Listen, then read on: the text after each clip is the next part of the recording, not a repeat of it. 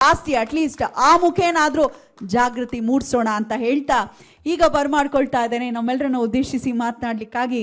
ಅವರೆಂದರೆ ಕನ್ನಡ ಸಾರಸ್ವತ ಲೋಕದ ಒಂದು ಅನರ್ಘ್ಯ ರತ್ನವನ್ನ ವೇದಿಕೆಗೆ ಬರಮಾಡಿಕೊಳ್ಳುವಂತಹ ಸಮಯ. ಕಲ್ಪತರು ನಾಡಿನ ಹೆಮ್ಮೆಯ ಸಾಹಿತಿಗಳು, ಲೇಖಕರು, ಅಂತೆಯೇ ಕನ್ನಡ ಅಭಿವೃದ್ಧಿ ಪ್ರಾಧಿಕಾರದ ಅಧ್ಯಕ್ಷರಾಗಿದ್ದಂತಹ ಸಂದರ್ಭದಲ್ಲಿ ಬಹಳ ಸಮರ್ಥ ಸೇವೆ ಕೈದಿರುವಂಥವ್ರು, ಪ್ರಾದೇಶಿಕತೆಯ ಬಗ್ಗೆ ಬಹಳಷ್ಟು ಒಂದು ಆಪ್ತತೆ ಇರಿಸ್ಕೊಂಡಿರುವಂಥವ್ರು ನಮ್ಮ ಪ್ರೀತಿಯ ಪ್ರೊಫೆಸರ್ ಎಸ್.ಜಿ. ಸಿದ್ದರಾಮಯ್ಯ ಸರ್ ಅವರನ್ನು ಬರಮಾಡ್ಕೊಳ್ತಾ ಇದ್ದಾನೆ.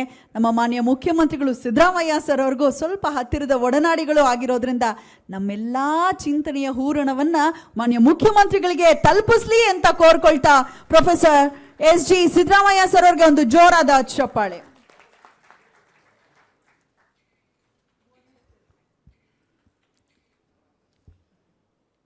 ಇಲ್ಲಿ ಸಮಾವೇಶಗೊಂಡಿರ್ತಕ್ಕಂಥ ಎಲ್ಲ ಕನ್ನಡದ ಮನಸ್ಸುಗಳಿಗೆ ನನ್ನ ನಮಸ್ಕಾರಗಳನ್ನು ಹೇಳ್ತಾ, ಕನ್ನಡ ಮೊದಲು, ಇದು ಕೇವಲ ಕನ್ನಡ ಭಾಷೆಗೆ ಸಂಬಂಧಪಟ್ಟಂಥ ಘೋಷಣೆ ಅಲ್ಲ, ನಮ್ಮ ಎಲ್ಲ ಪ್ರಾದೇಶಿಕ ಭಾಷೆಗಳಿಗೂ ಕೂಡ ಸಂಬಂಧಪಟ್ಟಂಥ ಘೋಷಣೆ ಇದು.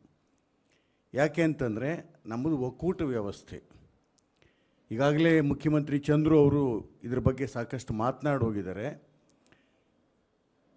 ಒಕ್ಕೂಟ ವ್ಯವಸ್ಥೆಯ ಒಳಗೆ ಅಂಗೀಕೃತಗೊಂಡಿರುವ 22 ಭಾಷೆಗಳು ಕೂಡ ಸಮಾನ. ಅದರ ಜೊತೆಗೆ ಈ ದೇಶದಲ್ಲಿ ಓರಲ್ ಟ್ರೆಡಿಷನ್ನಲ್ಲಿ, ಅಂದರೆ ಮೌಖಿಕ ಪರಂಪರೆಯೊಳಗೆ ಜೀವಂತವಾಗಿರುವ ಭಾಷೆಗಳು, ಅಕ್ಷರ ರೂಪದೊಳಗೆ ಜೀವಂತವಾಗಿರುವ ಭಾಷೆಗಳು, ಇವೆಲ್ಲವೂ ಕೂಡ ಸಮಾನ. ಆ ನೀತಿಯನ್ನಿಟ್ಕೊಂಡಂತೆ ನಮ್ಮ ಸಂವಿಧಾನ ರಚಿತವಾಗಿರ್ತಕ್ಕಂಥದ್ದು. ಆದರೆ ಇತ್ತೀಚಿನ ವರ್ಷಗಳಲ್ಲಿ, ಸ್ವಾತಂತ್ರ್ಯ ನಂತರದಿಂದಲೂ ಕೂಡ ಅದಿದೆ, ಆದರೆ ಇತ್ತೀಚಿನ ವರ್ಷಗಳಲ್ಲಿ ಹೆಚ್ಚಿನದಾಗಿ ಪ್ರಾದೇಶಿಕ ಭಾಷೆಗಳ ಮೇಲೆ ದೊಡ್ಡ ದಬ್ಬಾಳಿಕೆ ನಡೀತಾ ಇದೆ. ಆ ದಬ್ಬಾಳಿಕೆಯ ವಿರುದ್ಧ ನಾವು ಎಚ್ಚೆತ್ತುಕೊಳ್ಳಬೇಕಾಗಿರ್ತಕ್ಕಂಥ ಅಗತ್ಯವಿದೆ. ಇನ್ನು ಮಿಕ್ಕ ವಿಷಯಗಳ ಬಗ್ಗೆ ನಾನು ಮಾತನಾಡ್ತೀನಿ, ಹೇಳಿದ್ದೀನಿ ನಾನು ಆಗಲೇನೆ. ಇಲ್ಲಿ ಗಮನಿಸಬೇಕಾದಂಥದ್ದು ಒಂದು ಅಂಶ ಅಂತಂದರೆ, ಚರಿತ್ರೆಯನ್ನು ನಾವು ಹೇಗೆ ಅರ್ಥ ಮಾಡಿಕೊಳ್ಬೇಕು, ಇದು ಬಹಳ ಮುಖ್ಯವಾದ್ದು. ಇವತ್ತು ಇಲ್ಲಿ ಪ್ರದರ್ಶಿಸಿದಂಥದ್ದು ಇದೆಯಲ್ಲ, ಇದು ಕೇವಲ ಒಂದು ಸಮಾರಂಭ ಅಲ್ಲ, ಒಂದು ಶಿಕ್ಷಣ, ಒಂದು ಸಮಾವೇಶ. ಇದು ನಮ್ಮ ಚರಿತ್ರೆಯನ್ನು ನಿಮ್ಮ ಕಣ್ಣೆದುರಿಗೆ ಕಾಣಿಸಿದ್ದಷ್ಟೇ ಅಲ್ಲ, ನಿಮಗೆ ಕಿವಿ ಕೇಳಿಸಿದ್ದಷ್ಟೇ ಅಲ್ಲ, ನಿಮ್ಮ ಮನಸ್ಸಿಗೂ ಕೂಡ ಅದನ್ನು ಮುಟ್ಟಿಸುವ ಕಾರ್ಯವನ್ನು ತುಂಬ ಯಶಸ್ವಿಯಾಗಿ ಮಾಡಿದ್ದಾರೆ. ಇದು ಬಹಳ ಮುಖ್ಯವಾದ್ದು. ಆದರೆ ಚರಿತ್ರೆಯನ್ನು ನಾನು ವರ್ತಮಾನದ ಸಂದರ್ಭದೊಳಗಿನ ಒಂದು ಉದಾಹರಣೆ ಕೊಟ್ಟಂತೆ ಮಾತನಾಡ್ತೀನಿ. ಚರಿತ್ರೆಯನ್ನು ಹೇಗೆ ಅರ್ಥ ಮಾಡಿಕೊಳ್ಬೇಕು? ಪ್ರಭುತ್ವದ ಕಾಲ ಬೇರೆ, ಪ್ರಜಾಪ್ರಭುತ್ವದ ಕಾಲ ಬೇರೆ. ಪ್ರಭುತ್ವದ ಕಾಲ ಯುದ್ಧಗಳ ಕಾಲ. ಯುದ್ಧಗಳ ಮುಖೇಣವಾಗಿ ಸಾಮ್ರಾಜ್ಯವನ್ನು ವಿಸ್ತರಿಸುತ್ತಲೇನೇ ಹಿಂಸೆಯನ್ನು ಬೆಳೆಸ್ತಾ ಹೋಗಿದ್ದಿದ್ದದ್ದು. ಜಗತ್ತಿನಾದ್ಯಂತ ಹಿಂಸೆಯನ್ನು ಬೆಳೆಸ್ತಾ ಹೋಗಿದ್ದಿತ್ತು. ಕೋಟ್ಯಾಂತರ ಜನಗಳನ್ನು ಯುದ್ಧದ ಹೆಸರಿನಲ್ಲಿ, ವೀರತ್ವದ ಹೆಸರಿನಲ್ಲಿ ಬಲಿ ಕೊಡುತ್ತಿದ್ದಂಥ ಕಾಲಮಾನ. ಈ ಹೊತ್ತು ನಮಗೆ ಚರಿತ್ರೆಯ ಆ ಸಂದರ್ಭದೊಳಗೆ ಯಾವುದು ನಮ್ಮ ಸ್ವೀಕೃತ ಆಶಯವಾಗಬೇಕು, ಅವರ ಒಂದು ಇಚ್ಛಾಶಕ್ತಿ, ಅದು ಸ್ವೀಕೃತವಾದ ಆಶಯವಾಗಬೇಕು. ನಾನು ಒಂದು ಉದಾಹರಣೆ ಕೊಡ್ತೀನಿ ಅಂತ ಹೇಳಿದೆ. ಹಿಟ್ಲರ್ನ ಕಾಲದೊಳಗೆ ಕೇವಲ ವರ್ಣದ್ವೇಷವನ್ನು ಮುಂದಿಟ್ಟುಕೊಂಡ ರೀತಿಯೊಳಗೆ ಯಹೂದಿಗಳನ್ನು, ಲಕ್ಷಾಂತರ ಜನ ಯಹೂದಿಗಳನ್ನು ಬಲಿ ಕೊಟ್ಟ. ಆ ಚರಿತ್ರೆಯನ್ನು ನೆನಪಿಸ್ಕೊಳ್ಳಿ. ಈ ಹೊತ್ತು ಅದೇ ಯಹೂದಿಗಳು ಪ್ಯಾಲೆಸ್ಟೈನ್ನಲ್ಲಿ ಪ್ಯಾಲೆಸ್ಟೈನಿಯರನ್ನು ಎಷ್ಟರ ಮಟ್ಟಿಗೆ ನಾಶ ಮಾಡ್ತಾ ಇದ್ದಾರೆ. ಚರಿತ್ರೆಯಿಂದ ಏನು ಪಾಠ ಕಲ್ತರು ಅವರು? ಯಾಕೆಂದರೆ ಕೇವಲ ತಮ್ಮ ಪ್ರಾಣ ಉಳಿಸಿಕೊಳ್ಳುವುದಕ್ಕೆ 20,000 ಜನ ಬಂದಂಥ ಸಂದರ್ಭದೊಳಗೆ ಅದೇ ಪ್ಯಾಲೆಸ್ಟೈನ್ನಲ್ಲಿ ಅವ್ರಿಗೆ ಅವಕಾಶ ಕೊಟ್ಟರು. ಆದರೆ ಪ್ರವೇಶ ಪಡೆದಂಥವ್ರುಗಳು ಬರ್ತಾ ಬರ್ತಾ ಬರ್ತಾ ಹೇಗೆ ಅವ್ರನ್ನ ಒತ್ತರಿಸ್ಕೊಂಡು ಬಂದರು ಅಂತಂದರೆ ಅವ್ರ ವಿರುದ್ಧವಾಗಿ ಹೋರಾಡಲೇಬೇಕಾದಂಥ ಸಂಘಟನೆಯನ್ನು ಪ್ರತ್ಯೇಕವಾಗಿ ಕಟ್ಟಿಕೊಂಡಿರ್ತಕ್ಕಂಥ ಹಮಾಸ್ ಗುಂಪು ಇವತ್ತು ಭಯೋತ್ಪಾದಕರಾಗಿ ಜಗತ್ತಿನಲ್ಲಿ ಬಿಂಬಿತವಾಗ್ತಾ ಇದ್ದಾರೆ. ನಾವು ಸೂಕ್ಷ್ಮವಾಗಿ ಅರ್ಥ ಮಾಡಿಕೊಳ್ಬೇಕು. ತಮ್ಮ ಹಕ್ಕನ್ನು ತಾವು ಪಡೆಯುವುದಕ್ಕೆ ಕಟ್ಟಿಕೊಳ್ಳುವ ಪಡೆಗಳು ಬಂಡುಕೋರ ಪಡೆಗಳಾಗ್ತವೆ, ಭಯೋತ್ಪಾದಕರಾಗ್ತಾರೆ. ಆದರೆ ಇವತ್ತು ಇಡೀ ಜಗತ್ತು ಕಣ್ಣು ಮುಚ್ಕೊಂಡಿದೆ, ಕ್ರೌರ್ಯದಲ್ಲಿದೆ, ಅಮಾನವೀಯತೆಯೊಳಗಿದೆ. ವಿಶ್ವಸಂಸ್ಥೆಯೂ ಸೇರಿಕೊಂಡಂತೆ ಆ ಪ್ಯಾಲೆಸ್ತೈನಿಯರ ಮಕ್ಕಳ ಆಕ್ರಂದನವನ್ನು, ಮಹಿಳೆಯರ ಆಕ್ರಂದನವನ್ನು ಕೇಳಲಾರದ ಕುರುಡರಾಗಿದ್ದೇವೆ, ಹೃದಯಹೀನರಾಗಿದ್ದೇವೆ ನಾವು. ಅದು ಸರಿಯೇ. ಯಹೂದಿಗಳು 1932ರಲ್ಲಿ ಹಿಟ್ಲರ್ ತಮ್ಮ ಮೇಲೆ ಮಾಡಿದಂಥ ಕ್ರೌರ್ಯವನ್ನು ಒಮ್ಮೆ ನೆನಪಿಸ್ಕೊಂಡ್ರೆ ಚರಿತ್ರೆ ನಾವು ಏನನ್ನು ಕಲಿತೇವೆ, ಏನನ್ನು ಕಲಿಬೇಕು, ಇದು ಈ ಹೊತ್ತಿಗೂ ಮುಖ್ಯ. ನಮ್ಮ ದೇಶಕ್ಕಂಥ ದುರ್ಗತಿ ಬರದಂತೆ ಇರಲಿ. ಚರಿತ್ರೆಯನ್ನು ನಾವು ಅರ್ಥ ಮಾಡಿಕೊಳ್ತಾ ಮನುಷ್ಯರಾಗುವುದನ್ನು ಚರಿತ್ರೆಯ ಮುಖೇಣ ಕಲಿಯೋಣ, ಮಾನವಂತರಾಗುವುದನ್ನು ಕಲಿಯೋಣ. ಯಾಕೆಂದರೆ ಪ್ರಭುತ್ವದ ಕಾಲದ ಮೌಲ್ಯಗಳು ಬೇರೆ, ಪ್ರಜಾಪ್ರಭುತ್ವದ ಕಾಲದ ಮೌಲ್ಯಗಳು ಬೇರೆ. ನಮ್ಮ ಈಗಿನ ಮೌಲ್ಯ ಎಲ್ಲರನ್ನೂ ಪ್ರೀತಿಸುವುದು, ಎಲ್ಲರನ್ನೂ ದ್ವೇಷಿಸುವುದಲ್ಲ, ಎಲ್ಲರನ್ನೂ ಪ್ರೀತಿಸುವುದು. ಯಾಕೆಂದರೆ ಈ ದೇಶದೊಳಗೆ ಹುಟ್ಟಿರುವ ಪ್ರತಿಯೊಬ್ಬನೂ ಕೂಡ ಭಾರತೀಯನೇ. ನೋಡ್ಕೊಂಡು ಬನ್ನಿ, ನಮ್ಮ ನೆರೆಹೊರೆಯೊಳಗೆ ಅವ್ರು ಎಲ್ಲಿ ಹುಟ್ಟಿದರು, ಈ ನೆಲದಲ್ಲಿ ಹುಟ್ಟಿದವರು, ಈ ನೆಲದ ಅನ್ನ ತಿಂದವರು, ಈ ನೆಲದ ಗಾಳಿ ಕುಡಿದವರು, ಈ ನೆಲದ ನೀರು ಕುಡಿದವರು, ಈ ನೆಲದ ದುಡಿಮೆಗೆ ತಮ್ಮ ಬಲವನ್ನು ಬೆವರನ್ನೂ ಕೂಡ ಹರಿಸಿದವರು. ಆದ್ದರಿಂದ ಚರಿತ್ರೆ ತಿರುಚಿದ ಚರಿತ್ರೆಯಾಗಿ ನಮ್ಮ ವೀರವನ್ನು ಕೊಲ್ಲದಿರಲಿ, ಈ ತರಹದಲ್ಲಿ ಪಾಠ ಮಾಡಲಿ. ಇವತ್ತು ನೀವು ಕೇಳಿದ್ರಲ್ಲ ಈ ಥರದೊಳಗೆ, ಯಾಕೆಂದರೆ ನಮ್ಮ ಅಸ್ಮಿತೆ, ನಮ್ಮ ಪರಂಪರೆಯ ಅಸ್ಮಿತೆ, ಅದನ್ನು ತಿಳ್ಕೊಳ್ಳೋಣ. ಆದರೆ ಏನಾಗ್ತಾ ಇದೆ ಈಗ, ಇಲ್ಲೆಲ್ಲರೂ ಮಾತನಾಡ್ತಾ ಬಂದರು, ಏಕದೇಶ ಏಕಭಾಷೆ, ಇದ್ರ ಬಗ್ಗೆ ಮಾತನಾಡ್ತಾ ಬಂದ್ರಲ್ಲ. ಇನ್ನೇನು ಬೇಕಿಲ್ಲರಿ. ನಮ್ಮ ಕರ್ನಾಟಕದೊಳಗೆ SBM ಇತ್ತು, ಸ್ಟೇಟ್ ಬ್ಯಾಂಕ್ ಆಫ್ ಮೈಸೂರು. ಏನಾಯಿತು ಸ್ಟೇಟ್ ಬ್ಯಾಂಕ್ ಆಫ್ ಮೈಸೂರು? ಯಾರ ಕಾಲದಲ್ಲಿ ಹುಟ್ಟಿದ್ದು? ಇದೇ ಈ ಕನ್ನಡ ಸಾಹಿತ್ಯ ಪರಿಷತ್ತನ್ನು ಹುಟ್ಟು ಹಾಕಿದಂಥ ರಾಜರ್ಷಿ ನಾಲ್ವಡಿ ಕೃಷ್ಣರಾಜ ಒಡೆಯರ್ ಅವ್ರ ಕಾಲದಲ್ಲಿ ಸ್ಥಾಪಿತವಾಗಿದ್ದದ್ದು. ಅದಕ್ಕೊಂದು ಪರಂಪರೆ ಇತ್ತು, ಅದಕ್ಕೊಂದು ಚರಿತ್ರೆ ಇತ್ತು. ಇದುವರೆಗೆ ಯಾವ ಆಡಳಿತವೂ ಕೂಡ ಆ ಚರಿತ್ರೆಯನ್ನು ಮಸುಕಾಗಿಸಿರಲಿಲ್ಲ. ನ್ಯಾಷನಲೈಸ್ ಆಗಿದ್ದಾಗಲೂ ಕೂಡ ಬ್ಯಾಂಕ್ಗಳು, ನೀವು ಗಮನಿಸಿ, ಆ ನ್ಯಾಷನಲೈಸ್ ಆದಾಗಲೂ ಕೂಡ ಅದನ್ನು ಅದೇ ಹೆಸರಿನಲ್ಲಿ ಉಳಿಸಿದರು. ಅಲ್ಲಿಯ ಉದ್ಯೋಗಗಳನ್ನು ಆ ನೆಲದ ಜನಕ್ಕೆ ಸಿಕ್ಕುವಂತೆ ಮಾಡಿದರು. ಇವತ್ತೇನಾಗಿದೆ, ಹೆಸರು ನಾಶವಾಯಿತು, ಹೆಸರಿನ ಜೊತೆಗೆ ಚರಿತ್ರೆ ನಾಶವಾಯಿತು, ಪರಂಪರೆ ನಾಶವಾಯಿತು, ನಮ್ಮ ಬದುಕು ನಾಶವಾಯಿತು, ನಮ್ಮ ಭಾಷೆಯೂ ನಾಶವಾಯಿತು. ಇದು ಸ್ಥಿತಿ. ಆದ್ದರಿಂದ ಚರಿತ್ರೆಯಿಂದ ತಿಳಿದುಕೊಳ್ಳಬೇಕಾದ್ದೇನು ಅಂತಂದರೆ, ನಮ್ಮ ನೆಲದ ಅಸ್ಮಿತೆಯನ್ನು, ನಮ್ಮ ಬದುಕಿನ ಅಸ್ಮಿತೆಯನ್ನು ಬಹುತ್ವ ಭಾರತದೊಳಗೆ ಉಳಿಸುವುದು.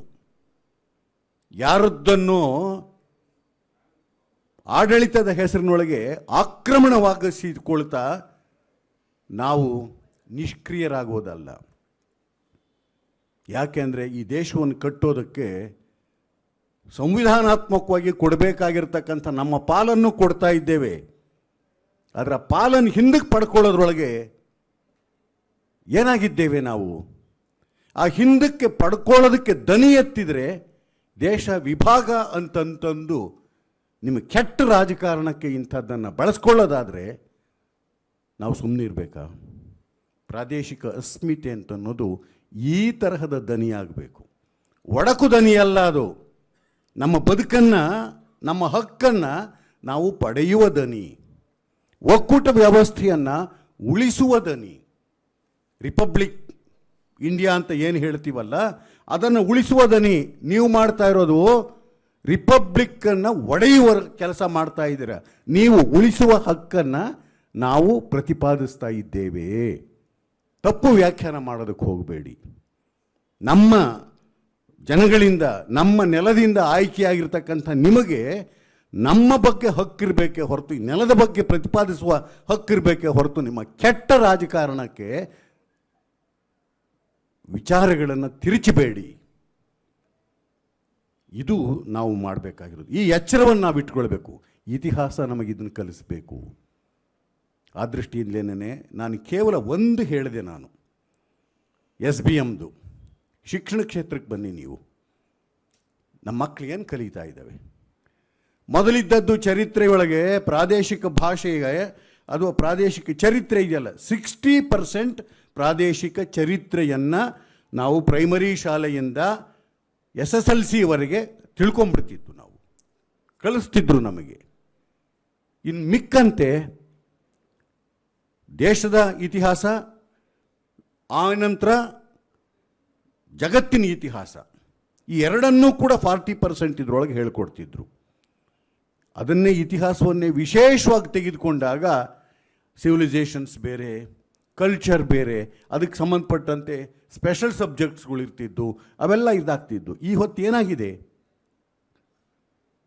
ಇವತ್ತು ಏಕನೀತಿ ತರುವುದಕ್ಕೆ ಹೋದಂತೆ ನಮ್ಮ ನೆಲದ ಚರಿತ್ರೆಯನ್ನು ನಮ್ಮ ಮಕ್ಕಳು ತಿಳ್ಕೊಳ್ಳೋದ ರೀತಿ ಒಳಗೆ ಮಾಡ್ತಾ ಇದ್ದೀರಾ ನೀವು. ಇದ್ರ ಬಗ್ಗೆ ನಮಗೆ ಎಚ್ಚರ ಇರಬೇಕು. ಯಾಕೆ ಅಂತಂದರೆ ಶಿಕ್ಷಣ ರಾಜ್ಯ ಮತ್ತು ಕೇಂದ್ರದ ಒಂದು ಸಹಯೋಗದೊಳಗೆ ಆಗಬೇಕಾದ್ದೇ ಹೊರತು ಯಾವುದೋ ಒಂದು ದಬ್ಬಾಳಿಕೆಯಿಂದ ಹೇರುವಂಥದ್ದಲ್ಲ. ರಾಜ್ಯಕ್ಕೆ ತನ್ನ ಹಕ್ಕಿದೆ. ಆ ಹಕ್ಕನ್ನು ಕೇಳ್ತಕ್ಕಂಥ ತಾಕತ್ತು ನಮ್ಮ ಸಂಸದರುಗಳಿಗಿಲ್ಲ ಅಂತಂದರೆ ಅವರು ಕನ್ನಡದ್ರೋಹಿಗಳು, ರಾಜ್ಯದ್ರೋಹಿಗಳು ಇದಾಗ್ತಾರೆ. ನಮ್ಮ ಮಕ್ಕಳನ್ನು ಸಾಂಸ್ಕೃತಿಕ ಗುಲಾಮರನ್ನಾಗಿ ಮಾಡಬೇಡಿ. ನಮ್ಮ ಮಕ್ಕಳನ್ನು ನಮ್ಮ ನೆಲದ ಅರಿವಿನೊಳಗೆ ವಿಶ್ವದವನ್ನು ಪ್ರೀತಿಸುವ ಮನುಷ್ಯರಾಗಿ ಬೆಳೆಯುವುದಕ್ಕೆ ಅವಕಾಶ ಕೊಡಿ. ಯಾವುದೋ ದ್ವೇಷವನ್ನು ಬಿತ್ತುವುದಕ್ಕೆ ಅವರನ್ನು ದಾಳಗಳಾಗಿ ಬಳಸಿಕೊಳ್ಳೋದು ಬೇಕಿಲ್ಲ. ಇವತ್ತು ಶಿಕ್ಷಣ ಈ ತರಹದ ರಾಜಕೀಯ ಪಕ್ಷಗಳ ದಾಳವಾಗೋದಾದರೆ ಅದಕ್ಕೆ ಧಿಕ್ಕಾರ. ನಮಗೆ ಬೇಕಾಗಿರೋದು ಮಾನವೀಯತೆಯನ್ನು ಕಲಿಸುವ ಶಿಕ್ಷಣ ಬೇಕು, ಸುಸಂಸ್ಕೃತಿಯನ್ನು ಕಲಿಸುವ ಶಿಕ್ಷಣ ಬೇಕು, ಜಗತ್ತಿನ ನಾಗರಿಕತೆ ಮತ್ತು ಸಂಸ್ಕೃತಿಗಳ ಬೆಳವಣಿಗೆಯನ್ನು ಅರಿವಿನೆಚ್ಚರದಲ್ಲಿ ಕಲಿಸುವ ಶಿಕ್ಷಣ ಬೇಕು, ದ್ವೇಷದ ಶಿಕ್ಷಣ ಅಲ್ಲ. ಅಂಥ ವಿವೇಕವನ್ನು ಇಟ್ಕೊಂಡಂತೆ ನಮ್ಮ ಹೋರಾಟ ಇರಲಿ, ಅದು ಶಾಂತಿಯುತವಾಗಿರಲಿ. ಯಾಕೆ ಅಂತಂದರೆ ಜಗತ್ತೇ ನಮ್ಮ ಕಣ್ಣೆದುರಿಗಿದೆ. ಇವತ್ತು ನೀವು ನೋಡ್ಬೋದು, ಸೌತ್ ಆಫ್ರಿಕಾಕ್ಕೆ ಹೋದರೆ, ಸುಮ್ಮನೆ ಒಂದು ಹೇಳಿ ನಾನು ಮಾತು ಮುಗಿಸ್ತೀನಿ. ನಾನು ಸೌತ್ ಆಫ್ರಿಕಾಕ್ಕೆ ಹೋದರೆ ಅಲ್ಲಿ ಇವತ್ತು ಕೂಡ ನೀಗ್ರೋಗಳು ಗುಲಾಮ್ರೆಯ. ಸ್ವಾತಂತ್ರ್ಯ ಬಂದಿದೆ. ಯಾಕೆ ಅಂತಂದರೆ ನೀವು ಯಾವ ಟೌನ್ಗೆ ಹೋಗಿ, ಕೇಪ್ ಟೌನ್, ಅಲ್ಲಿ ಜೋಹಾನ್ಸ್ಬರ್ಗ್, ಡರ್ಬಾನ್, ಯಾವುದಕ್ಕೆ ಹೋದರೂ ಕೂಡ ಅಲ್ಲಿ ಡಚ್ ಕಾಲೋನಿ ಇದೆ, ಫ್ರೆಂಚ್ ಕಾಲೋನಿ ಇದೆ, ಬ್ರಿಟಿಷ್ ಕಾಲೋನಿ ಇದೆ, ಇಂಗ್ಲೀಷ್ ಕಾಲೋನಿ ಇದೆ. ನಿಗ್ರೋಗಳೆಲ್ಲಿದ್ದಾರೆ? ಊರಿನ ಆ ಇಡೀ ನಗರದ ಹೊರಗಡೆಗೆ ತಗಡಿನ ಮನೆಗಳಲ್ಲಿ ವಾಸಿಸ್ತಾ ಇದ್ದಾರೆ. ಯಾತಕ್ಕೆ ಅಂದರೆ ರಿಹ್ಯಾಬಿಲಿಟೇಷನ್ಗೆ ಅವರಿಗೆ ಕಾಯ್ತಾ ಇದ್ದಾರೆ. ಪಟ್ಟಿ ಇಟ್ಕೊಂಡು ಅವರಿಗೆ ಕನ್ಸ್ಟ್ರಕ್ಟ್ ಮಾಡಿಕೊಡ್ಲಿಕ್ಕೆ ಕಾಯ್ತಾ ಇರ್ತಕ್ಕಂಥ. ಯಾಕೆ? ಅಲ್ಲಿಯ ವಜ್ರದ ಗಣಿಗಳೆಲ್ಲ ಬ್ರಿಟಿಷ್ನವರು, ಡಚ್ಚರು, ಅವರು ಇವರು, ನಮ್ಮ ಗುಜರಾತ್ನವರು ಅವರ ವಶದಲ್ಲಿವೆ. ಅಲ್ಲಿಯ ಭೂಸಂಪತ್ತು, ಆ ಭೂಸಂಪತ್ತು ಎಲ್ಲ ಸಾವಿರಾರು ಎಕರೆಗಳು ಒಬ್ಬೊಬ್ಬನ ಹೆಸರಲ್ಲಿ. ಅಲ್ಲಿ ಕೇವಲ ದುಡಿಮೆ ಮಾಡೋರಾಗಿದ್ದಾರೆ ಅವರು. ಅಲ್ಲಿಗೆ ಹೋದಾಗ ಯಾರಾದರೂ ತಿರುಗಾಡೋದಕ್ಕೆ ಹೋದರೆ ಒಂಟಿಯಾಗಿ ಹೋಗಬೇಡ. ಯಾಕೆಂದರೆ ಇಲ್ಲಿ ಕಳ್ಳತನ ಜಾಸ್ತಿ. 6 ಗಂಟೆ ಮೇಲೆ ನೀನೆಲ್ಲರೂ ಒಂಟಿಯಾಗಿ ನೀನು ಹೊಡೆದಾಕ್ಬಿಡ್ತಾರೆ, ಹೊಡೆದಾಕಿ ತಗೊಂಡು ಹೋಗ್ತಾರೆ. ನಿನ್ನ ಹತ್ರ ಏನಿದೆಯೋ ಅದನ್ನ ಕಿತ್ಕೊಂಡು ಹೋಗ್ತಾರೆ. ಹೌದಾ?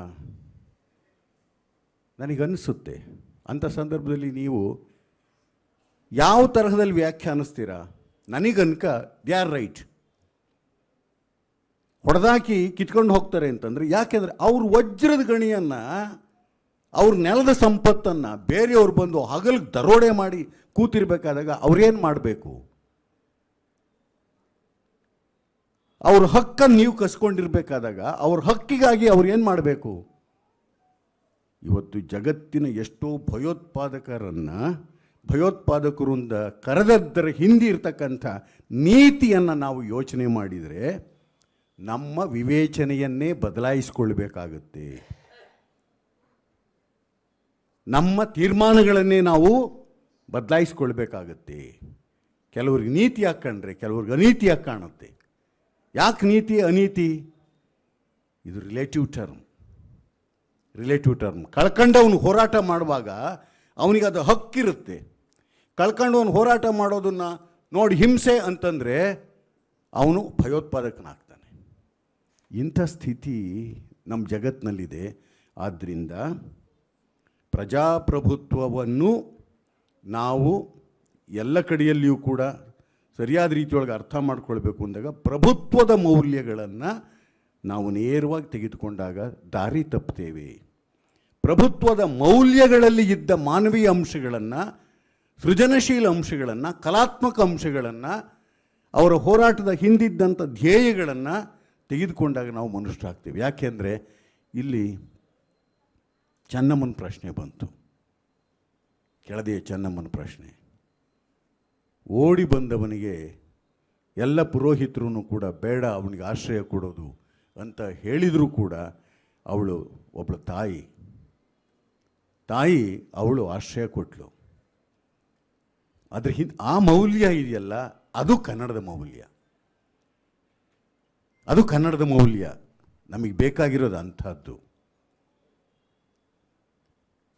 ಆದರೆ ನಾವು ಈ ಆಕ್ರಮಣದ ಹಿಂದಿದ್ದಂಥ ಬೇರೆ ಬೇರೆ ಅಂಶಗಳನ್ನು ತೆಗೆದುಕೊಂಡು ದ್ವೇಷಕ್ಕಾಗಿ ಅದನ್ನು ಬಳಸ್ಕೊಳ್ಳೋದಾದರೆ ದಯಮಾಡಿ ಅಂಥದ್ದ ಅವಿವೇಕಕ್ಕೆ ನಿಮ್ಮ ಮನಸ್ಸನ್ನು ಕೊಡುವುದು ಬೇಡ. ಯಾಕೆಂದರೆ ನಮ್ಮ ಕಣ್ಣೆದುರಿಗೆ ಚರಿತ್ರೆ ತಿರುಚಿ ಹಾಳಾಗೋಗಿದೆ. ನಾನು ಒಂದೇ ಉದಾಹರಣೆ ಹೇಳಿದ್ನಲ್ಲ, ಇದನ್ನು ಕಟ್ಟಿದಂಥ ಪುಣ್ಯಾತ್ಮ ನಾಲ್ವಡಿ ಕೃಷ್ಣರಾಜ ಒಡೆಯರ್, ಕನ್ನಂಬಾಡಿ ಕಟ್ಟಿದಂಥ ಪುಣ್ಯಾತ್ಮ ನಾಲ್ವಡಿ ಕೃಷ್ಣರಾಜ ಒಡೆಯರ್. ಅವನನ್ನು ಗಾಂಧೀಜಿಯವರು ರಾಜರ್ಷಿ ಅಂತ ಕರೆದರು. ಆದರೆ ಏನಾಗಿದೆ ಅವ್ರ ಚರಿತ್ರೆ? ವಿವೇಕಕ್ಕೆ ತಂದುಕೊಳ್ಳೋಣ. ಇಷ್ಟು ಮಾತುಗಳನ್ನು ನಿಮ್ಮೆದುರಿಗೆ ಹಂಚಿಕೊಳ್ಳೋದಕ್ಕೆ ಅವಕಾಶ ಮಾಡಿಕೊಟ್ಟಿರ್ತಕ್ಕಂಥ ಕನ್ನಡ ಮೊದಲು, ಪ್ರಾದೇಶಿಕ ಭಾಷೆಗಳು ಮೊದಲು, ಈ ಸಂಘಟನೆಗೆ, ಅವರ ವಿವೇಕಕ್ಕೆ ನನ್ನ ಧನ್ಯವಾದಗಳನ್ನು ಹೇಳಿ ನಿಮ್ಮೆಲ್ಲರಿಗೂ ನಮಸ್ಕರಿಸಿ ನನ್ನ ಮಾತಿಗೆ ಮುಕ್ತಾಯ ಕೊಟ್ಟು ನಮಸ್ಕಾರ. ಸರ್, ಒಂದು ನಿಮಿಷ ಸರ್, ದಯವಿಟ್ಟು ನೆನಪಿನ ಕಾಣಿಕೆಯನ್ನು ಸ್ವೀಕರಿಸಿ ತೆರಳಬೇಕಾಗಿ ಕೋರಿಕೆ. ನೆನಪಿರಲಿ, ಕನ್ನಡ ಪ್ರಾದೇಶಿಕತೆ ಮೊದಲು ಎಂದೆನ್ನುತ್ತಾ ನಲ್ಮೆಯ ಧನ್ಯವಾದಗಳು. ಮಾನ್ಯ ಪ್ರೊಫೆಸರ್ ನಮ್ಮ ಸಿದ್ದರಾಮಯ್ಯ ಸರ್ ಅವರು ಬಹಳಷ್ಟು ನಿರರ್ಗಳವಾಗಿ ಹಲವಾರು ಮನಮುಟ್ಟುವಂಥ ವಿಚಾರಗಳನ್ನು ತಿಳಿಸಿದ್ದಾರೆ. ಅವರಿಗೂ ಕೂಡ ಅಷ್ಟೇ ಖುಷಿ ತಂದಿದೆ ನಮ್ಮ ಈ ಕಾರ್ಯಕ್ರಮ ಅಂತ ಭಾವಿಸ್ತಾ. ನೋಡಿ, ಇಂತಹ ಅಪ್ಪಟ ಕನ್ನಡದ ಕಾರ್ಯಕ್ರಮಕ್ಕೆ ನಾವು ಇನ್ನೂ ಬಹಳಷ್ಟು ಜನರನ್ನು ಒಗ್ಗೂಡಿಸ್ಬೇಕಾಗಿದೆ, ಈ ಚಿಂತನೆಯನ್ನು ಪ್ರಚುರಪಡಿಸ್ಬೇಕಾಗಿದೆ. ಇಲ್ಲದಿದ್ದರೆ ಮುಂದಿನ ದಿನಗಳಲ್ಲಿ ಬಹಳ ಕಷ್ಟ. ಇಷ್ಟಿರೋ ಇತಿಹಾಸ ಇಷ್ಟು ಮಾಡಿ ಹೇಳ್ತಾರೆ ಕೆಲವರು, ಆದರೆ ಕನ್ನಡಿಗರಿಗೆ ತಮ್ಮ ಬಗ್ಗೆ ತಾವು ಹೊಗಳ್ಕೊಳ್ಳೋದು ಗೊತ್ತಿಲ್ಲ. ಇಷ್ಟಿದ್ರೂ ನಾವು ಇಷ್ಟು ಭಾವನೆಯನ್ನು ತೋರ್ಪಡಿಸ್ತೇವೆ. ಕೀಳೆರ್ಮೆಯನ್ನು ಕಿತ್ತಾಕಿ ಹೆಮ್ಮೆಯ ಕನ್ನಡಿಗರು ಕನ್ನಡದ ಇತಿಹಾಸವನ್ನು ಬೇರೆಯವ್ರಿಗೆ ತಿಳಿಸೋಣ. ಸಿದ್ದರಾಮಯ್ಯ ಸರ್ ಅವ್ರಿಗೆ ಧನ್ಯವಾದಗಳನ್ನು ಅರ್ಪಿಸ್ತಾ